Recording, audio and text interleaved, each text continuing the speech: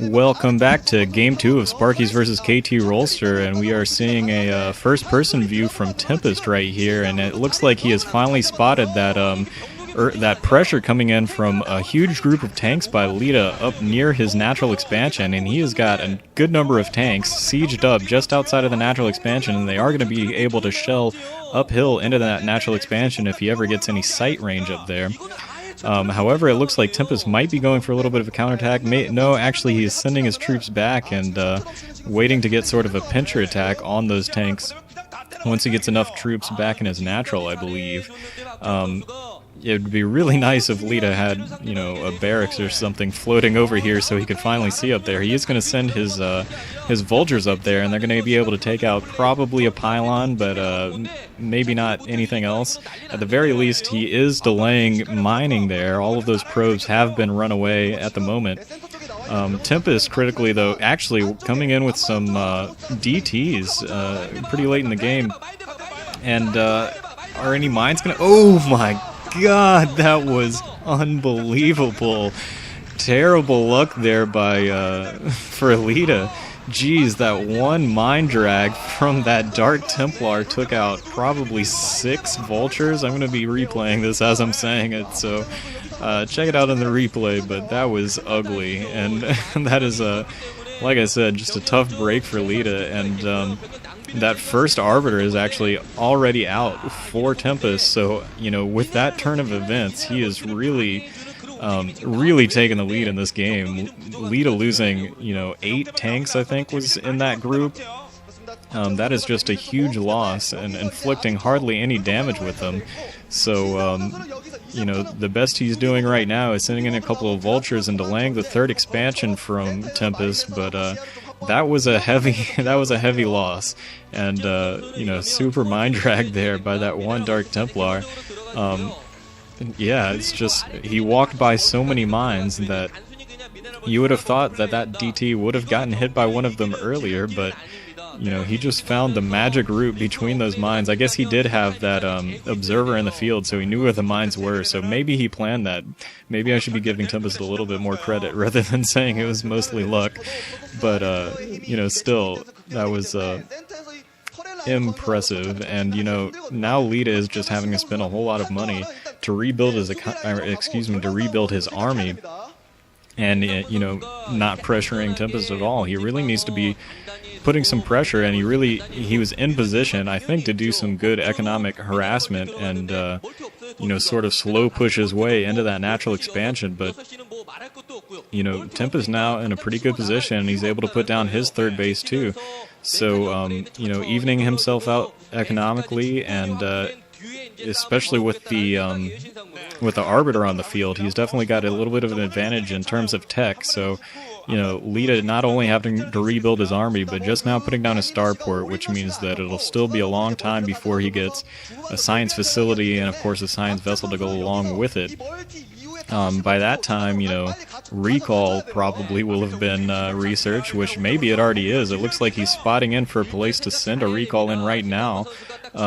Although, you know, yeah, it looks like he's going in just for that. There are mines all over this base, so, you know, this could be a disastrous recall for Tempest, and that recall actually misses all of those mines, so all of those Dragoons land just fine, and he's going to be able to do a little bit of damage, but unfortunately there were also reinforcement troops for Leta still in the area, so he's able to clean that out pretty quickly with minimal SCV losses, and he also critically didn't lose any factories in that as well, so a pretty good defense there by Leta, and that might have evened him up a little bit just because that was a huge recall force. That was, I don't know, probably a whole control group of Dragoons hanging out there that got recalled in and were killed pretty instantly.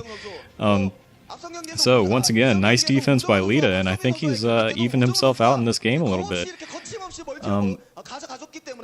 Still, meanwhile, though, neither player getting all that much economic harassment, and, you know, Tempest is looking, you know, sending that Dragoon in there, clearing out that single Vulture, is, he's definitely indicating that he wants to take his 4th base here.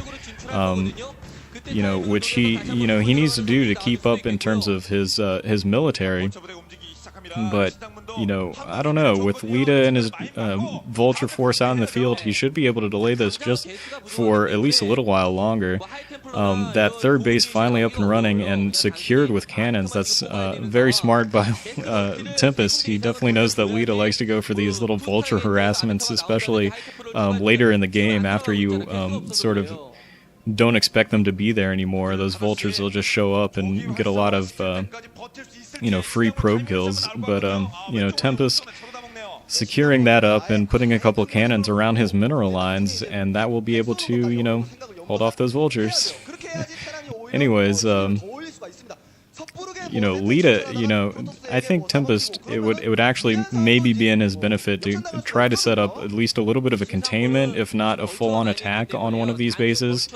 You know, he did lose a lot of army in that recall, but, you know, if he's giving Leta a lot more time, you know, obviously now Leta has his science facility up, and he's going to be able to get science vessels out to counteract these arbiters. So it's going to really just come into a late game battle, and Tempest might lose any advantage that we would have with that early tech. These Vultures actually coming in and taking apart this Dragoon group, pretty surprising. Vulture's not terribly good against Dragoons, but just nice micromanagement and good positioning there by those Vultures is able to take out, you know, obviously in greater numbers, but he's able to take out all of those Dragoons. And unfortunately, Leta has now spotted out this base, but I don't know if he's going to be able to do much about it. Actually, he will be if he's got those tanks in that dropship, so those tanks coming up to siege up against that newly built fourth base, and this could be a pretty big turning point in the game if Leta is able to take this out. But Tempest quickly responding with some reinforcement zealots and dragoons is going to be able to clear that drop out of that fourth base. So once again, Leta is not able to do any serious harassment to Tempest's economy. So Tempest is just being able to, you know, roll along slowly and continue to expand at will, and he's just going to be pumping out arbiters, pumping out dragoons, and some zealots. And you know, at some point in this game, we're going to have a huge clash in the middle, I'm feeling, and unless we're going to see some more of those recalls. It's hard to say. With the you know, failure of that first recall, I think it's a little bit unlikely that he's going to be willing to sacrifice that much of an army in towards another recall. But you never know. I mean, later game recalls can be pretty effective, especially if you can find a base that's relatively unguarded. I think that first recall might have been better placed at the maybe the 9 o'clock expansion, or, you know, the natural expansion even. And it looks like he was positioning in to go in for another recall, although decides not to do that. He sees that first base and, ooh, nice EMP. No recall's going to be happening after that. So oh wait, I guess that EMP didn't hit.